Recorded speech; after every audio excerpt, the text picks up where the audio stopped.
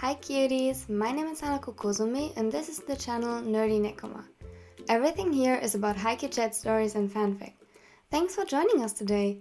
If you like this video, please consider subscribing and leaving a like.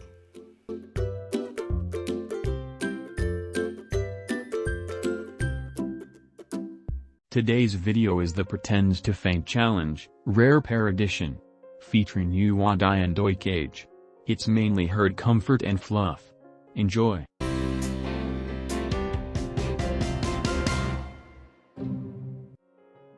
Kageyama waited at the entrance of Obijasai's gym for his boyfriend. The older setter tends to train longer than anybody else on the team and was usually the last one to leave. Normally they would meet on their way home since Kageyama often trained just as long as OiKage did, with his teammate Hinata. The middle blocker never got tired of volleyball and neither did the setter, so they played until Daichi ordered them to leave. But today Hinata accidentally injured himself doing one of his spikes, so he got off early. Instead of waiting at their typical spot, he decided to meet OiKage at his school. It would be kinda nice to go home together like normal couples, who visited the same school. Not that he'd ever admit that. The younger one smiled to himself, which caused the leaving students around him to back away a little. Kageyama stopped immediately and looked down grimly. He wasn't good with this kind of thing. With people, and it bothered him. Not usually. Usually, he just shrugged it off, if he even noticed. That was until it started to affect his performance in volleyball and now that he wanted someone to like him, to enjoy his presence. The first time he felt something similar, the desire to be liked by someone, was with his team. That is after some time had passed after he got to know them. But with OiKage, it was completely different. He wanted OiKage to like him, love him even. His face got warm and took the color of cherry blossoms. Oh, Tobio-Chan got all flustered by watching me practice. OiKage had noticed the younger setter and looked at him with a teasing smirk. He had started collecting the volleyballs off the ground when he saw his boyfriend standing in the door frame of the gym, blushing. The soft pink color on his cheeks turned into a bright red upon being caught like this. It made OiKage's heart flutter and he laughed, hiding his nervousness behind the usual confidence. The normally quiet and reserved Tobio-Chan, being all flustered, was truly a sight to behold. It made his world a little brighter, highlighting the good and colorful, and dulled the bad and uncomfortable, like the pain in his bad knee. With Kageyama things got easier. More complicated to be honest, but still somehow easier. Or at least more beautiful. Damn. He felt his cheeks warming and focused on picking up the volleyballs so that Kageyama wouldn't see the effect he had on him. Just when he had finished collecting the balls, and himself, and thought of another mischievous comment, a low noise echoed through the gym. Confused, OiKage turned around only to find Kageyama lying on the ground. The older boy blinked a couple of times, irritated. Tobio-Chan? Is my presence too much for you? So overwhelming you fainted? How cute. He teased him, waiting expectantly for the other to get up. The seconds passed by and slowly but surely he got nervous. He grabbed his bag and walked towards his boyfriend. Oi Tobio? You can't sleep here, you know. He tried to hide his worry and stop his voice from shaking, putting on his carefully maintained mask of confidence, but this time he failed. The more time passed by, Kageyama still motionless on the floor, the more his attempts to remain calm were in vain. Tobio? He kneeled down beside him. Quickly he checked his breathing and let out a sigh of relief when he felt the airstream against his hand. Kageyama was alive. But not awake. Something was wrong. He felt himself spiraling and overwhelmed by the situation. As an athlete and captain of his team, he knew a lot about first aid. However, all his knowledge seemed to be gone from the moment he realized something was seriously wrong with his beloved. His mind went completely blank and he couldn't even remember how to put someone in the recovery position. His hands were shaking as he looked for his phone. Kageyama wasn't sure when to end the prank. When was he supposed to wake up and tell OiKage? He only did it in the first place because he not claimed it to be fun and that it would prove their boyfriend's affection for them. The smaller middle blocker wanted to pull the same prank on his boyfriend Tsukishima. And even though he was right, OiKage did really seem worried. By now it wasn't so much fun anymore. His boyfriend sounded panicked. He listened as the other shuffled through what he assumed was his bag, heard how he unlocked his phone and was just about to stop the prank when his boyfriend's cries broke the silence. "IwaDai, Tobio is." Immediately Kageyama felt guilty and his eyes shot open. The sight in front of him twisted his stomach. OiKage sat beside him, looking to the ground and clinging to his phone. His face was stained with tears and his body was shaking. Kageyama was stunned. He rarely saw the older crying, even though he knew about his insecurities. OiKage always played strong and confident. Seeing him like this, crying over him, left the young setter completely shocked. "No, it's just. He fainted or something and I don't know." "Yes. I love him." "Okay." OiKage dropped his phone. A familiar figure embraced him tightly. "Tobio?" The other nodded. A few more seconds passed by, before he collapsed, returning the embrace. The tension got less and less, as his breathing steadied. "What was that?" A prank." "What?" He took Kageyama by the shoulders and held him at arm's length. "You idiot. You're the one who fell for it. Dumbass." His expression turned sad. "You scared me to death." Kageyama blushed, avoiding his gaze. Not my problem, you fell for it." They sat in awkward silence. OiKage still tried to collect himself and calm down, as Kageyama was a little overwhelmed. Torn between guilt and excitement, unsure what to say. It took him a while to choose his next words, thinking hard about them with an expression that'd scare most people away. Time OiKage spent sulking, already planning on ignoring his beloved for the rest of the night or week or maybe forever. He deserved it. Yet his resolve crumbled at the younger's words. "I love you, too." He looked at him with this innocent face and affection in his eyes. OiKage's cheeks flushed pink and he couldn't help but smile, incapable of ignoring him for long. Or to be angry at him. "I'm glad." He sighed. "Just never do that again, like ever. Okay? Never ever. You hear me? Okay?" He leaned forward, one hand against Tobio's chin as he kissed him lightly on the lips. "I love you, Tobio." The soft cherry blossom pink returned and that cute look on his face. OiKage chuckled. This was worth it. OiKage.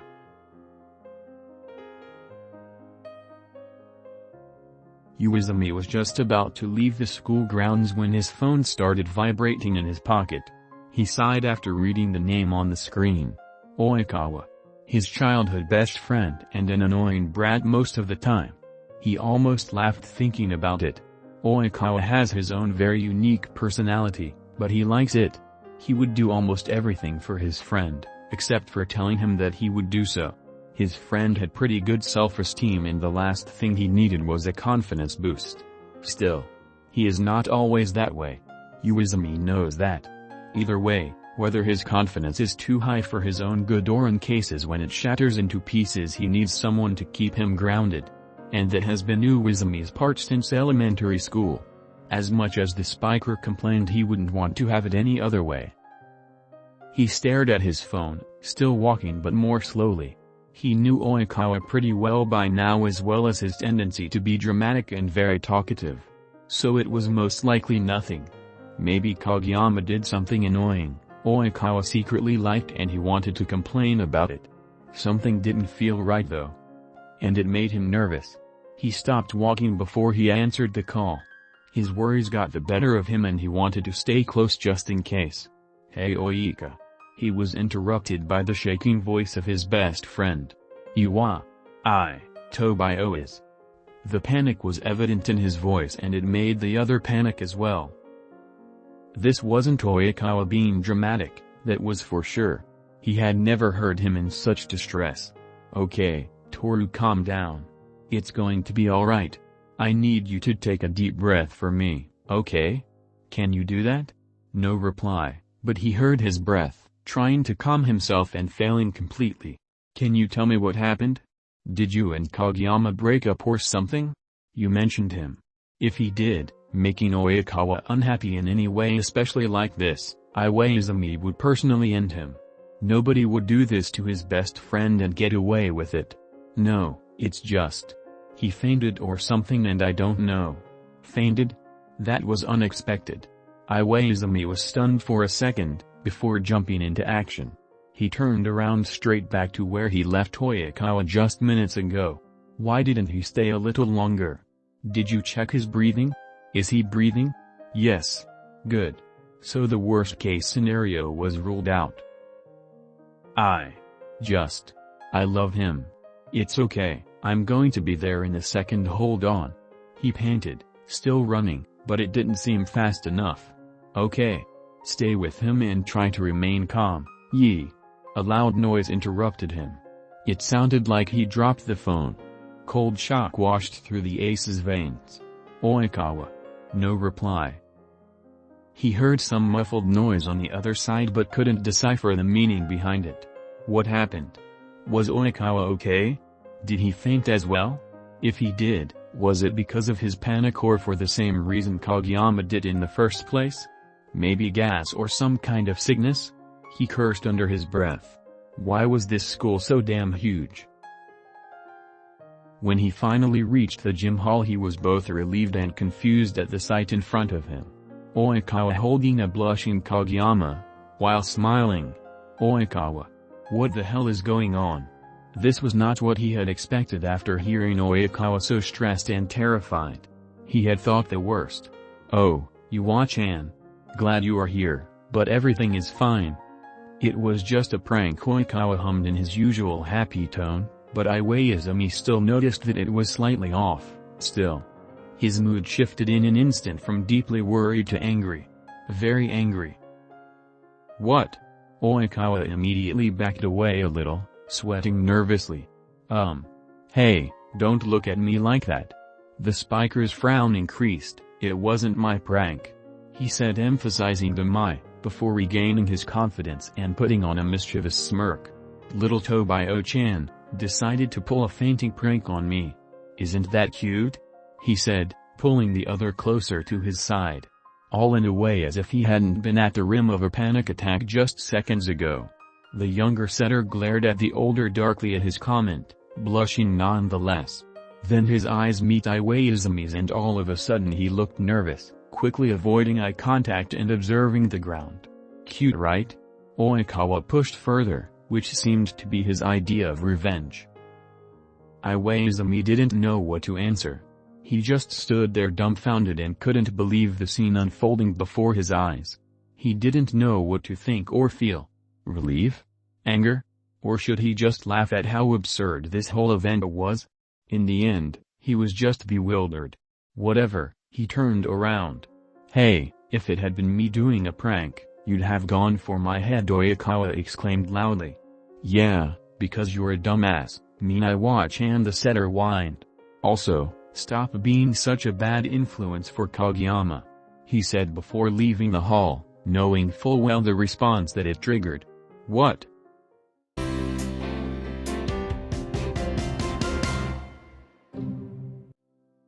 Iwaizumi was on his way home. This time he would hopefully get there without another drama. The ace was still a bit shaken by the situation that had occurred just a few minutes ago. Sure, nothing had really happened. In the end, it was all just fake, but hearing his best friend so horrified, terrified him more than he was willing to admit.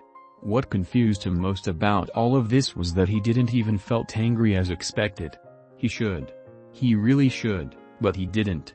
All he felt was exhaustion and a little bit of relief considering that everything turned out to be just fine. He couldn't wait to get home and cuddle up with his boyfriend. Daichi would spend almost every weekend at his place, which he was most grateful for. His parents had both very busy jobs, and though they tried to make as much time for him as they could, the house was still empty on most weekends. It felt lonely. As soon as he got the courage to tell Daichi about it, Keireisno's captain started staying with him during that time. Of course, Iwaizumi knew that there was no reason to be ashamed of this. In theory. But as great as his parents are, they were also quite conservative, raising him on stereotypical gender roles. Even though his mom had a perfectly fine and very well-paid job, she always acted as if his dad was the provider of their family, and even though his dad was always there for him, listening to his son's concerns, his bits of advice implied that boys and men had to be strong, didn't know any fears. They were kind and loving but from a whole other generation. It worked for them, they were happy but it didn't for him. And he was a little bit nervous for the day he'd tell them about the true kind of his and Daiichi's relationship.